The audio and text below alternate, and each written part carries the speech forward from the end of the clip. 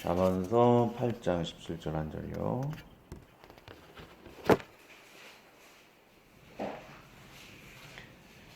구약전서 918페이지입니다. 잠언서 8장 17절 한 절. 잠언서 8장 17절. 함께 읽겠습니다. 나를 사랑하는 자들이 나의 사랑을 입으며 나를 간절히 찾는 자가 나를 만날 것이니라. 아멘. 기도하겠습니다. 하나님 아버지, 이 시간은 주님께서 저를 만나 주시고 또한 성령 충만케 하신 그날을 또한 고백하는 귀한 시간 갖고자 합니다. 우리가 더 하나님을 사모하는 간절한 마음이 불일 듯하게 하여 주시고 더 간절한 마음으로 하나님과 이웃을 더욱더 사랑하고 더욱더 주의 뜻 안에 거하기를 힘쓰는 귀한 나눔 시간 되게 하시고 무엇보다 하나님이 정령 살아계심을 확신하는 시간 되게 도와주시옵소서. 또 주의 말씀대로 살지 못한 연약한 모든 부족한 점 또한 용서해 주시고 우리의 말씀 나누는 시간 되게 하여 주소서. 간증 시간 귀한 시간 되게 해 주시고 예수 그리스도의 이름으로 기도드리옵나이다. 오늘 제목이 간증 주를 만났네라는 뜻이죠. 제가 하나님 만났던 그런 체험, 그런 것에 대해서 이야기를 하고자 합니다. 먼저 원문을 들어가면 8장 17절에 이 간절이라는 뜻은 샤르라는 뜻을 가지고 있어요. 이것은 일찍 구하다, 일찍 찾다, 또는 이게 새벽이라는 의미를 가지고 있죠. 그래서 주님을 만나는 건 하나님을 사랑하고 간절히 찾는 자를 하나님 만나 주신다라고 하죠. 그래서 제일 좋은 거는 이렇게 새벽 예배 나오거나 또 그렇지 못하면 일어나자마자 또 말씀을 좀 읽고 기도하는 것, 이렇게 되게 좋은 것 같아요. 그럴 때 하나님 더 충만히 동행하시고 만나 주시는 역사가 있을 겁니다. 먼저 간증하기 전에 제가 지금까지 간증 배경이 있겠죠? 제가 지금까지 어떻게 살아왔고 제 환경이 어땠다라는 거. 간증하다 보면 그런 얘기 많이 하죠. 저는 이게 딱 쉽게 말하면 엄부 자모, 그러니까 엄한 아버지, 인자한 어머니 밑에서 자라는 보통 그런 가정이었어. 이렇게 자라나게 되었습니다. 요즘에는 지금 많이 바뀌었죠. 이렇게 어머니가 이렇게 막 애들을 꾸짖고 아빠가 이렇게 보듬어주는 그런 좀 바뀔 수가 있지만은 현재까지 살아계신다라면 80대, 90대 정도 넘으셨겠죠? 그런 부모들 세대 같은 경우에는 아버지들이 굉장히 엄했어요. 어머니 같은 경우에는 되게 인자하시고, 그냥 일반적인 가정에서 자랐다라고 보시면 됩니다. 근데 저는 특별히 따로 얘기하자면, 아버님 그 시대에는 다 그랬어요. 술, 담배를 좋아하셔가지고, 집에 좀 불화가 가끔씩 있긴 했는데, 아버님이 되게 또 성실하셔가지고, 그렇게 사고 치는 날 그 다음에는 막 웃으시면서 미안하시면서 그래요. 미안하시면서 화해도 하시고 그렇다고 게으르고 술만 마시고 그런 분도 아니고 나이가 이미 70 넘어서까지도 꾸준하게 일을 하셨어요. 쉬지도 않고. 그러다 보니까 제가 자녀들이 이렇게 굶주리고 그런 적은 없었고 또 이렇게 많이 그 당시에는 많이 배우신 분들이 없었죠. 출세해가지고 많이 넉넉하게 사는 것도 아니고 정상적인 그냥 보통 가정에서 자라나게 되었습니다. 고등학교 때는 미션 스쿨을 다녔는데 신일고등학교죠. 거기서 좀 많이 영향을 받았어요. 매일 성경 읽는 것도 그 목사님한테 배워가지고 아침에는 신약 3장, 밤에는 구약 2장을 이렇게 읽고 막 그랬어요. 고등학교 1, 2학년 때 이렇게 하다 보니까 되게 좋더라고요. 성적이 이제 굉장히 많이 오르고 그랬어요. 근데 고3 되고 나서 이게 성적이 딱 한 번 떨어졌는데, 그때부터 성경을 안 읽었는데, 이게 말이 안 되죠. 처음 믿었기 때문에 굉장히 신앙이 없었죠.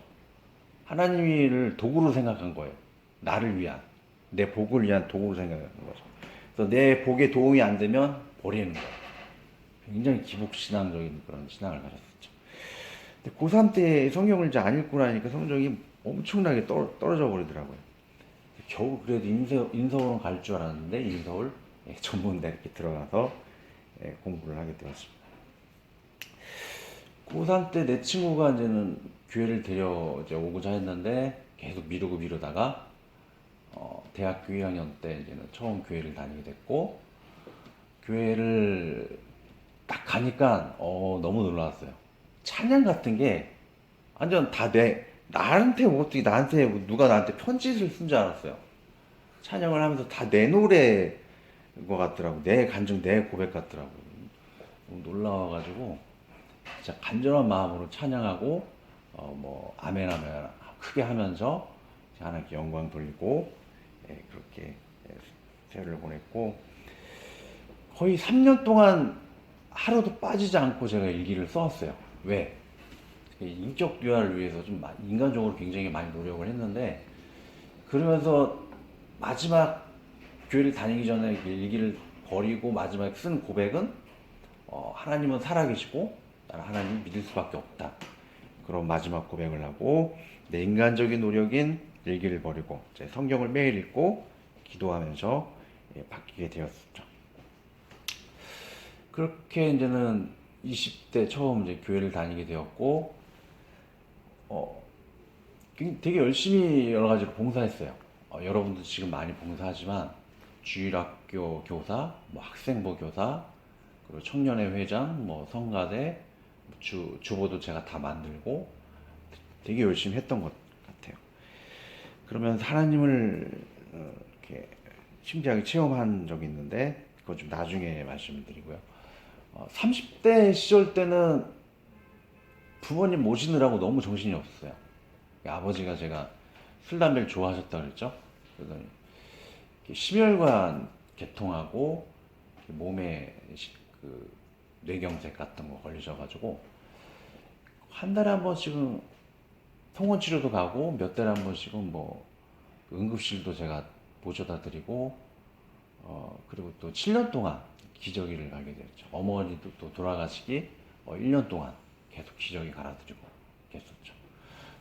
주위 식구들은 왜 요양원에 안 모시냐고 경기도 골짜기에 싸게 이제 모시려고 그랬는데, 근데 제가 굳이 모신 거는 부모님을 전도하기 위해서죠.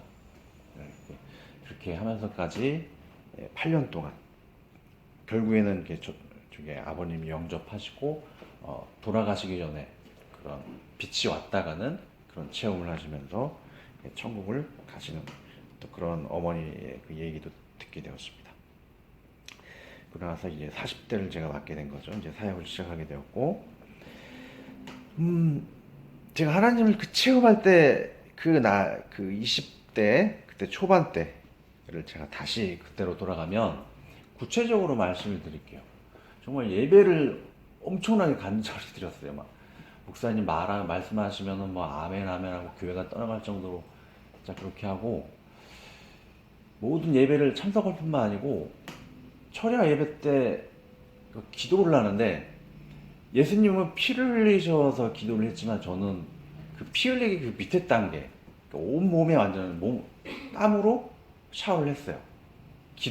철야 예배 때만 되면 교회 동네가 막 떠들어갈 정도로 막 크게 기도할 뿐만 아니고 진짜 온몸에 막 땀을 흘리는데, 어떤 그 집사님이 제 앞에다가 이렇게 세탁소를 갔다 왔는지 이렇게 옷을 딱 갖다 놓더라고요. 그분한테 굉장히 미안할 정도로 이렇게 땀을 많이 흘렸어요. 위에서 이렇게 막 땀이 흐르면 입에서 막 기도를 하잖아요. 큰 소리로 기도하니까 막 입에서 막 물이 땀이 막 튕겨 나가니까는 거기 다 막 적게 할 정도로 그렇게 열심히 기도를 했었죠. 그리고 집에 가서 그렇게 기도를 하고 집에가 누워 있는데 막 빛이 막 비춰오는 거예요. 마노아는 하나님을 만났을 때 난 거의 죽을 것 같다라고 이렇게 얘기를 하잖아요. 그리고 바울은 그 빛을 보고 나서 눈이 멀었다 그러죠. 그리고 저는 그런 아무런 생각 없이 너무나 내가 무서워가지고 그 빛을 보면 죽을 것 같았어요. 완전. 그 빛을 허용해야 되는데 너무 무서워서 제발 이 빛이 나에게 떠나가게 해달라고 줄 것 같다고. 그랬더니 그 빛이 떠나가 버렸거든요. 근데 그 다음 주에도 늘 기도하듯이 진짜 열심히 기도하고 집에 누워 있는데 또 그 빛이 막 오는 거예요. 근데 제발 그때도 또 너무 무서워서 떠나가게 해달라고 막 기도를 했었죠. 또 사라지더라고요. 근데 세 번째 주에는 그게 떠나가지가 않더라고요. 이렇게 무슨 막 소리가 나면서 그 성경에서는 성경이 임할 때 강한 바람 소리라고 그러죠. 왜 강한이란 뜻을 들어갔는지 지금 와서 이해를 하겠더라고요. 그때 그 제가 느꼈던 그 소리의 느낌은 공사장에 기다란 철빔이 이렇게 막 부딪히면서 막 윙윙 소리 나잖아요.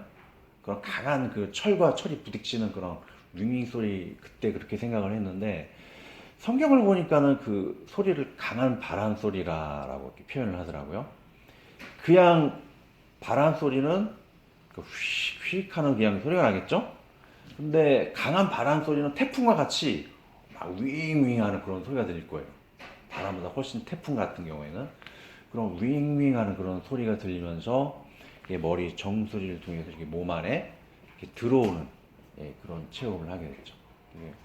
뭐 성령이 임했다라고 그렇게 성경적으로는 표현이 되겠죠.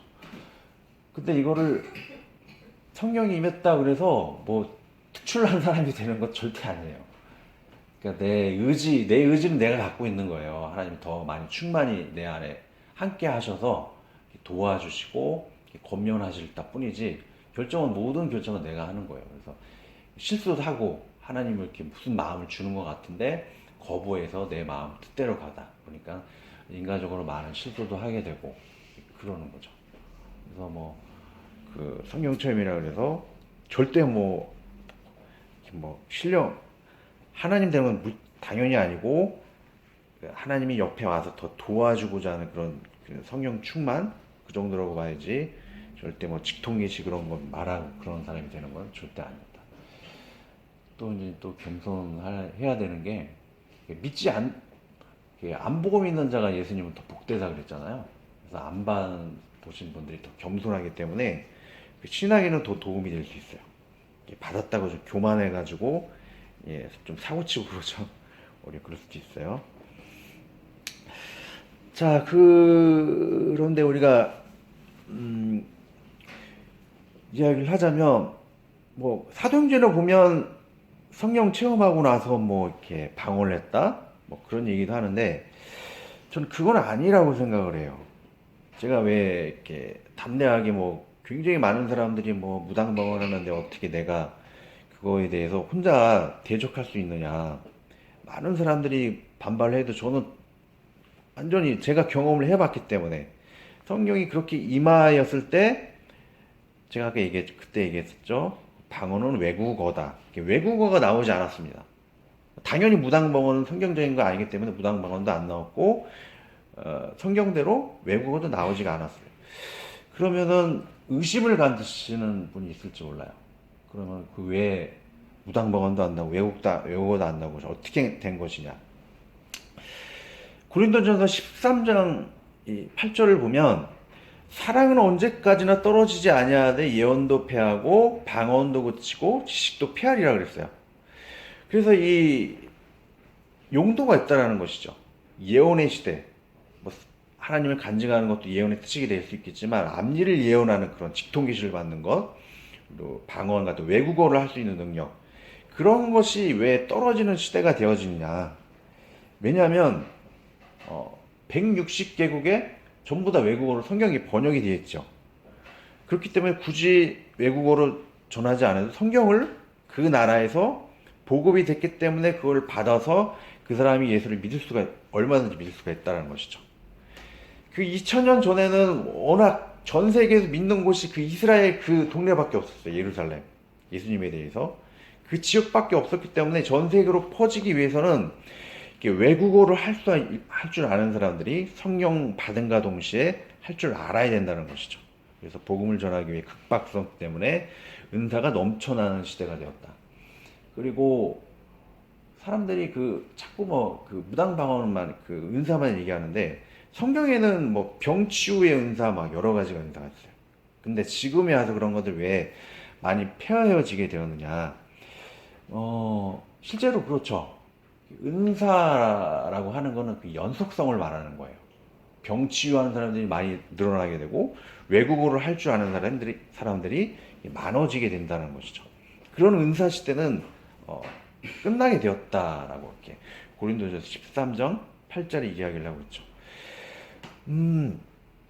만약 그 은사가 지금 시대에도 있다 그러면 외국어를 할 줄 아는 사람이 교회마다 갑자기 할 줄 아는 사람들이 생겨나고, 그리고 그 교회 주위에는 병원들이 없어야 되겠죠. 자, 병을 치유하는 은사가 임했다, 과거의 역사가 지금도 있다 그러면 주위에 병원들이 없어야 돼요. 은사라고 하는 건 연속성을 가졌다라는 그런 특성을 가졌기 때문에 교회마다 막 그런 병치유의 은사가 그런 능력 가진 사람들이 일어나고, 그 교회 주위에는 병원들이 없어야 돼요. 왜? 그 사람들이 가서 다 병을 치유해 버리니까. 근데 그런 일이 현재는 실제로 일어나지가 않죠. 점점점 병원들이 오히려 많아지고 있어요. 또 이제는 뭐 이렇게 영상들을 보면 사람들이 병을 치유할 때 그 교회에서 많이 하죠. 정말 자기가 병을 치유할 수 있는 은사를 가졌다 그러면 병원에 가서 직접 자기들의 병을 고쳐야 되겠죠. 왜 교회에서 이렇게 활동을 하겠어요? 그 사이비 같은 교회에는 교인들끼리 짜가지고 이렇게 했겠죠. 그러니까 은사 시대는 끝났다. 대신에 그렇다고 이렇게 외국어를 할 수 있는 능력 또는 병을 치유할 수 있는 그런 능력이 완전히 끊어진 것은 아니에요. 지금 어떻게 역사하느냐? 기도 응답으로 역사를 한다는 것이죠. 저는 그 외국어를 열방의 언어, 외국어뿐만 아니고 모국어라고 제가 크로사, 모국어라는 뜻의미를 가졌다 그랬습니다. 그래서 선교지 같은 경우에는 그런 역사가 있어서, 이렇게 별로 그 현지 사람들하고 잘 배우지 못해도 갑자기 외국 그 나라 현지의 언어로 잘 할 수 있는 사람들이 그 선교 보고에서 실제 있다 그래요. 그래서 기도 응답으로, 이렇게 은사같이 연속성으로 그렇게 끊임없이 병을 치유하고 외국을 하는 것이 아니고 기도 응답으로 그런 일들이 가끔씩 지금도 일어날 수 있다라는 거. 그리고 한글을 모르는 어머님이 있어요. 근데 그 하나님을 믿고 나서 갑자기 한글을 성경을 읽을 줄 아는 능력이 생긴다. 그거는 모국어라는 개념이죠. 모국어에 그런 은사를 받아서 성경을 읽을 줄 아는 능력이 생겼다. 그런 일도 지금도 기도응답으로 있을 수가 있다라는 것입니다. 뭐 또 한 가지 덧붙이자면은 왜 과거보다 이런 은사들이 많이 사라지게 되었는가? 지금도 있긴 하지만 많이 사라진 이유는 전에 한번 얘기를 드렸죠. 그거는 이렇게 너무 많은 은사들이 있게 되면 분별을 할 수 없다는 거죠. 정말 하나님을 사랑하는 사람이 믿게 되는 것인가? 그렇지 않고 그런 은사가 없어도 내가 하나님을 사랑하기 때문에 믿는다. 그런 구분이 있어야 되겠죠. 신랑 신부의 그런 구할 때 정말 이 사람이 나를 사랑하는가 안 사랑하는가? 돈만 보고 조건을 보고 나한테 결혼하려고 하는가?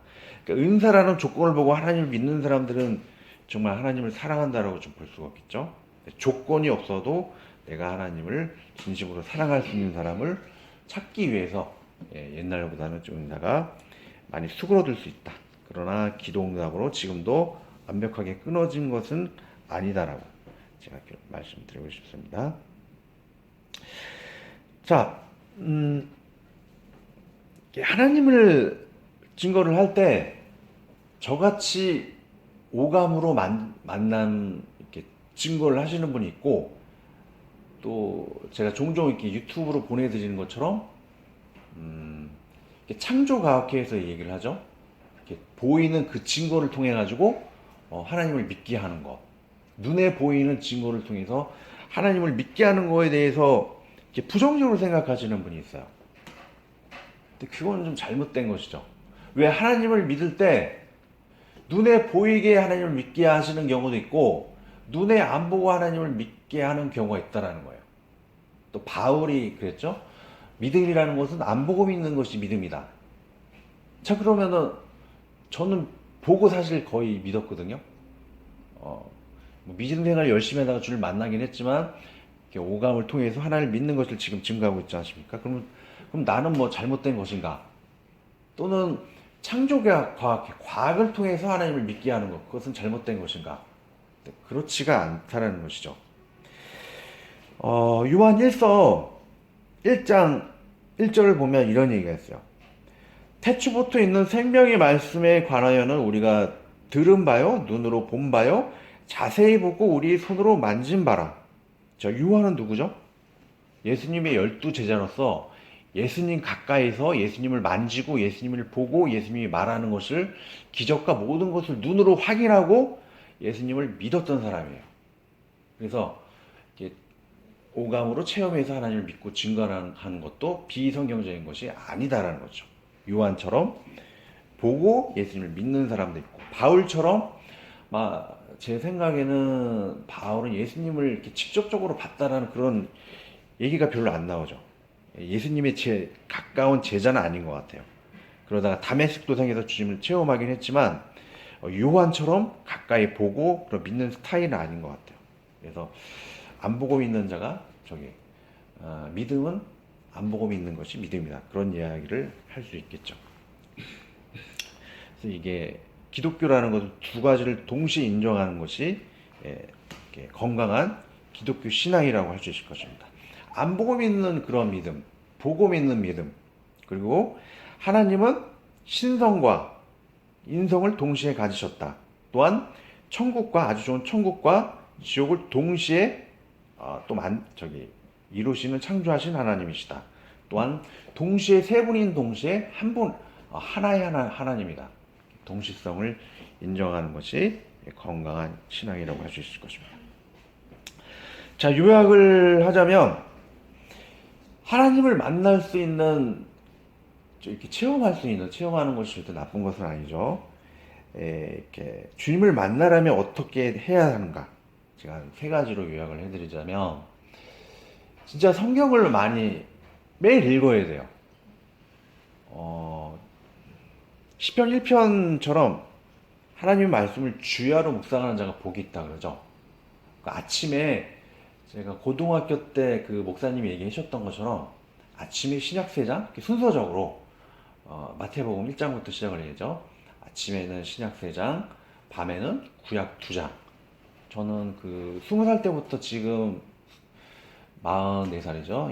24년 동안 거의 빠지지 않고 군대에 가서도 그랬어요.